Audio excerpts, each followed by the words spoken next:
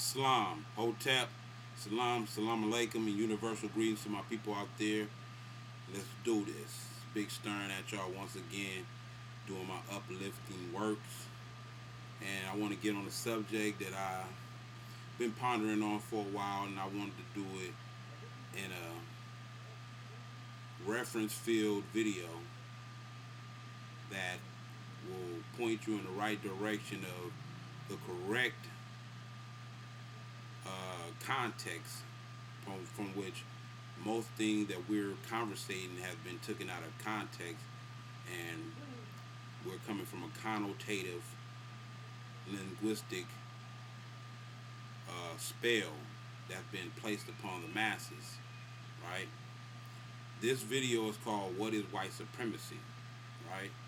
And first of all, we want to get some clarity on the word white, because that's one of the first things that is taken out of context as it pertains to the modern day way that we refer to certain people in the society as black, white, yellow. All these are misnomers. These do not have any basis in actual science, so they're not lawful.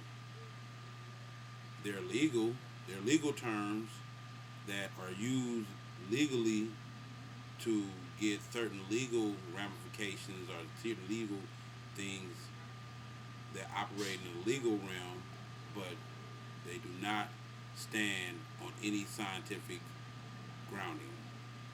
So first I want to go into the Naturalization Act of 1719, right? Let's do it. The original United States Naturalization Act of March 26, 1790 provided the first rules to be followed by the United States in the granting of national citizenship. This law limited naturalization to immigrants who were free white persons of good character. Right? It thus included American Indians, indentured servants, slaves, free blacks, and Asians. First of all, we want to deal with the fact that they said free blacks, right? There's no such people as free blacks. They're still referring to properties, right?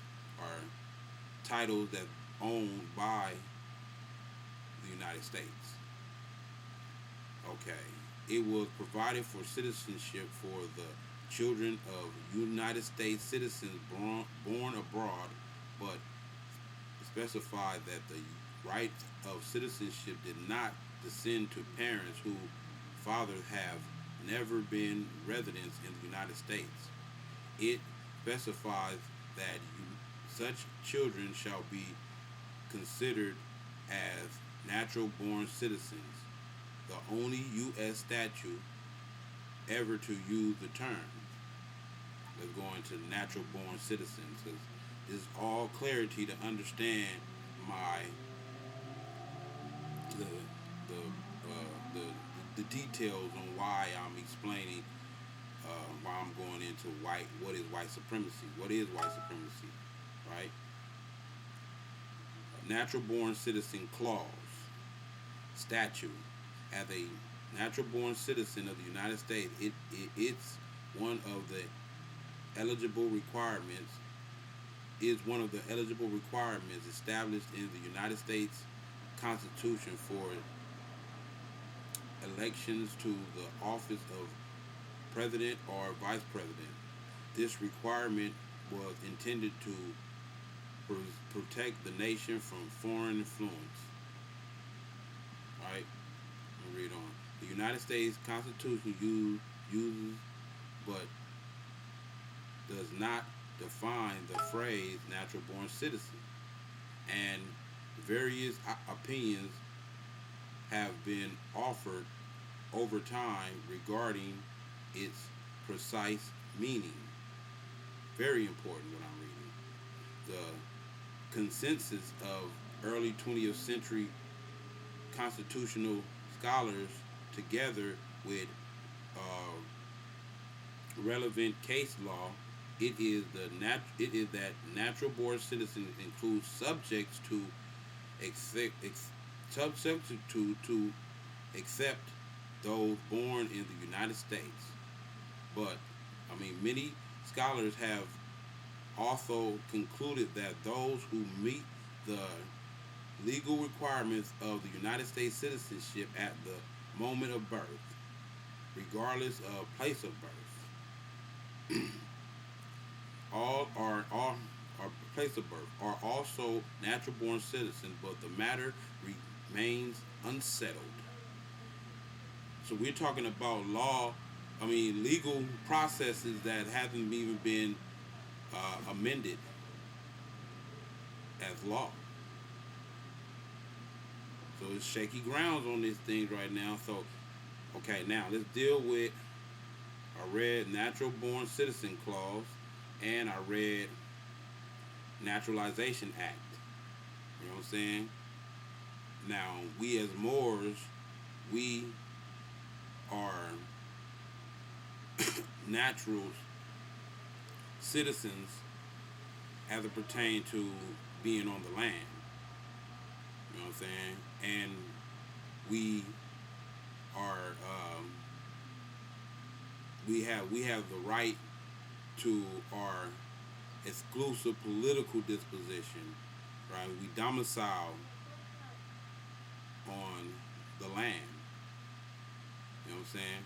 Which our political disposition has to be distinguished, right? So I'm just bringing some clarity to how we as Moors, you know what I'm saying, look at the jurisprudence of America, right? So let's go into, the definition according to U.S. Code, 28 U.S. Code Statute 3002, definitions. We're going into the definition of the United States. Because we're talking about the United States, right? So we're going. First, we're going to read state. State, meaning any of the several states. I thought there were 50 states. I thought there were 50 states, or 51 or 52 states. Okay, let's read. State, any of the several states, the District of Columbia, the District of Columbia, the Commonwealth of Puerto Rico, the Commonwealth of North Maryland, or any territory or possession of the United States. Okay, go a little further. 15. United States means a federal corporation. A federal corporation. B, an agency, department, commission, board, or any entity of the United States, or any instrument of the United States.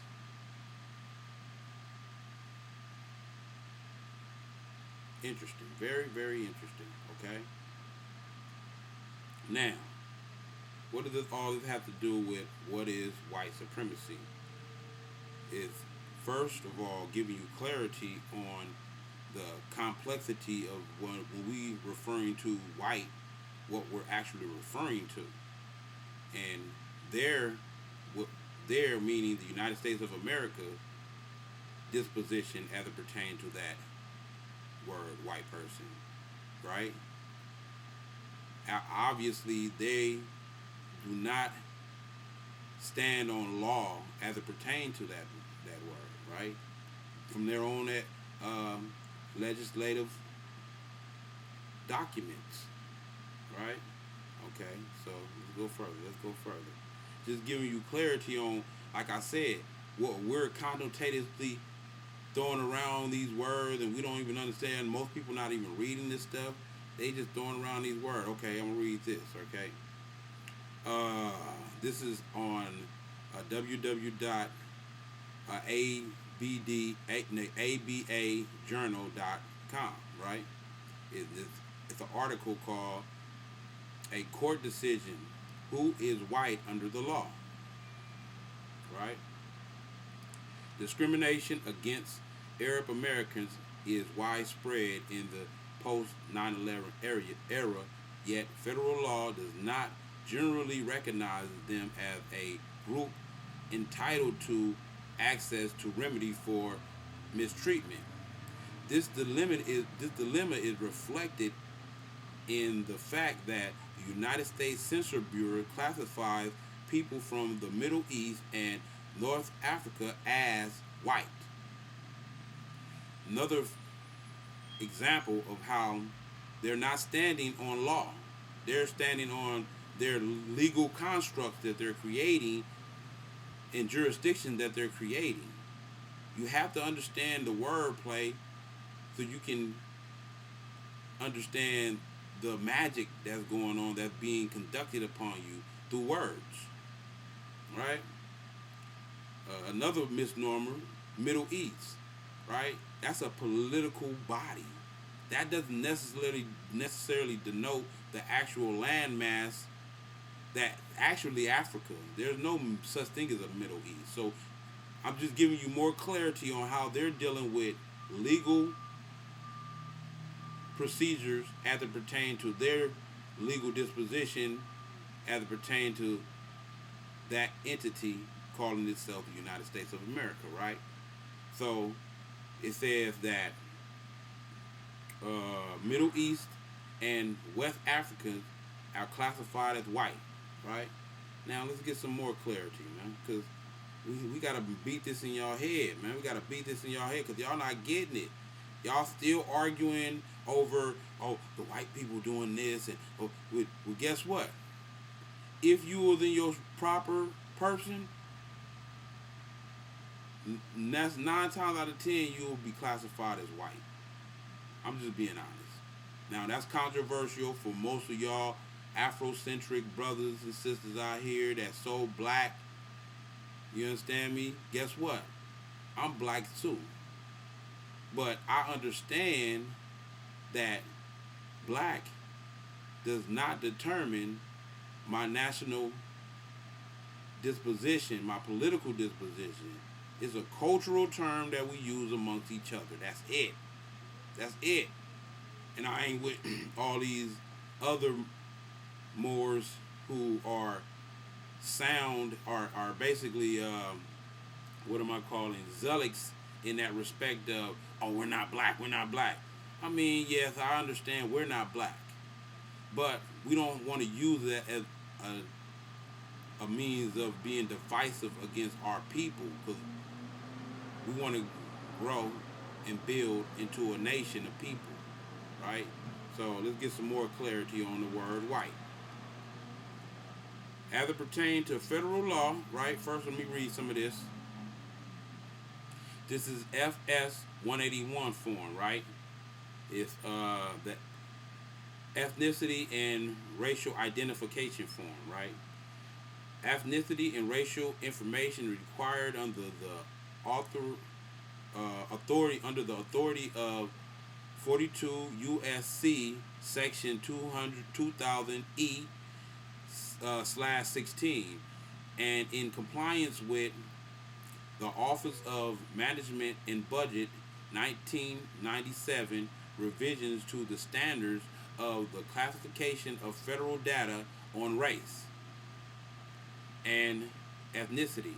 Providing this information is voluntary and has no impact on your employment status, but in the instance of missing information, your employing agent will attempt to identify your race and ethnicity by visual observation. Very, very clean. They're basically putting out a form so that it can give you remedy to you being labeled and classified as a legal fiction. Something that's under colorable statutory authorities, right? Now, let's get some clarity on the federal classification of black first, or African American. A person, right? A person meaning a fiction, another fiction. You're dealing with fictions. A person having origins in any of the black, another fiction, racial groups of Africa. Fictions, all colorable legal fictions. Right? Now let's deal with white. A person having origins in any of the people, right? So even though they deal in the beginning with legal fiction, right? They end up talking about the original people of Europe, the Middle East, or North Africa. This is what the federal classification of white is. And y'all can go read that. The whole thing is SF 181 form, ethnicity and racial identification, right? And this is all just clarity I'm giving y'all on what this word y'all keep throwing around called white actually is referring to, right? Now, okay, do I got any more that I wanted to read from here? Okay, let's see. Yeah, I might want to read this. No. I'm gonna go into this now. Okay, I say that to say this. What is white supremacy? White supremacy is a lie. First of all, I'm tired of these brothers talking about, oh, the white supremacists gonna do this. The white supremacists, they gotta sit. I understand all that, but know what the counter to white supremacy is? Us stop worrying about white supremacy and doing what we get to do to protect ourselves, right?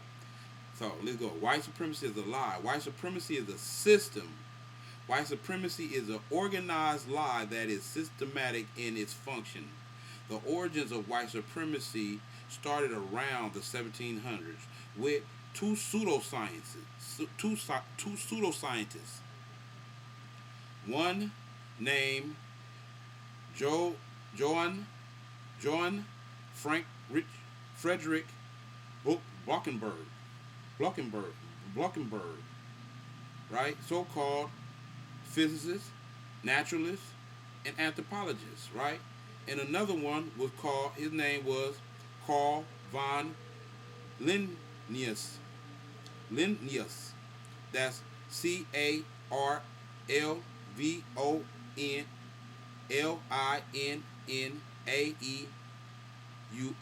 If you want to go do the research for yourself. A Switzerland botanist, physician, and zoologist who formulated the modern system of naming organisms and binomial nomenclature. Right? Now, let's go into a little bit. Gotta get that light out of my face. Let's go into a little bit of this this European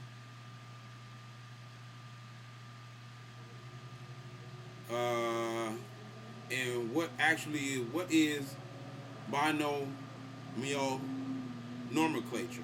Let's read that is. What's that? It's a formal system of naming species. This scientist thinks he has an authority to name species now. Okay? Of living things by giving each a name, composed of two parts, both of which use Latin grammatical forms. Right? So, these old pseudoscientists, Carl von and Johann Frederick, think they have the science that everyone should be dictated by, right? So let's go further because I wanted to get some more clarity on where European science is founded in.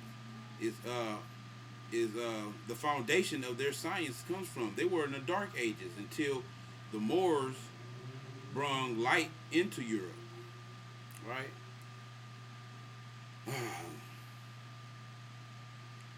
The abilities and responsibilities of the Moors. Moors have to be obligated to each other, and others have obligation to the Moors. Moors have a responsibility to the world as this demonstrated during, but not limited to, the era when civilization flourished as a result of their contributions and influence in Europe. Europe was all Europe was originally inhabited by Moors and was named Europa after Queen Europa, a Moorish sister. Europe was the designated point which they uh, Caucasians were taken to for a more suitable climate and to be roped through them and to be roped them in herds. Europa people were named after their accomplishments, and places were named after people and their accomplishments to be recorded in the heritage and history, just as the Roman general John Clipsrius, Clipsrius Africanus was named after his conquering and colonizing of Africa. The land that has already been divided by the Atlantic along the east coast, which is where the division is clearly noted on the map. Upon looking on South America and Africa, it fits like a puzzle, right? Now, and he's just going further into it, but I just wanted to read the part where he said, where he was going into the article. You can get into our RV Bay publication. It's called Moor's Responsibility, and how we set up set up the foundations of science that the Western world uses today as its foundation, right? So these classifications that we're using today have their origins in these pseudoscientists. We can't trust it. You know what I'm saying? It's not legally binding. It's not lawfully binding. It's not scientifically grounded in any respect. Right? So my main point in getting to a clarity on what white supremacy is the fact that it doesn't exist. It's a lie. It's predicated upon lies upon lies. So brothers out here that's continuously fixated on white supremacy and the system of white supremacy, maybe white supremacy is affecting you because you're spending too much time worried about white supremacy. Because the counter to white supremacy is always organizing. An organized lie defeats a disorganized truth. And that's one thing I love about the brother Ankh. And what he said when he says an organized lie defeats a disorganized truth every time. And that's all white supremacy is. It's an organized lie. And it's defeating us based on we're not even organized in our truth that we're bringing to the table. We always want to use the fact that we're conscious. We got 360 degrees of knowledge. They only got 33. But they able to use that 33 and take advantage of us. So I just wanted to bring some clarity to the table, and I hope y'all got the lesson, got the message. Fuck the messenger. Get the message. And also, I want to kind of address the people out here buying paperwork. I blame people selling the paperwork just as much as I blame the people buying the paperwork, because both of y'all are at fault based on both of y'all are in dishonor, and honor and being honorable is the point of your status correction. You're correcting your status because you are in a dishonorable status prior to you correcting your status. And this is what it's all about. You are dishonoring your ancestors prior to you proclaiming your true inherited birthright titles. You understand me? So, all this controversial on how polite is scamming brothers and sisters out here, man, he may be. I don't know. But it's just as much the fault of those who think they can get a get out of jail free card, a get out of slavery free card, and buy their way out of this. No, you're going to have to be responsible. You're going to have to be smart enough to get yourself out of it, to free yourself. You're going to have to be competent enough to free yourself, meaning you're going to have to study.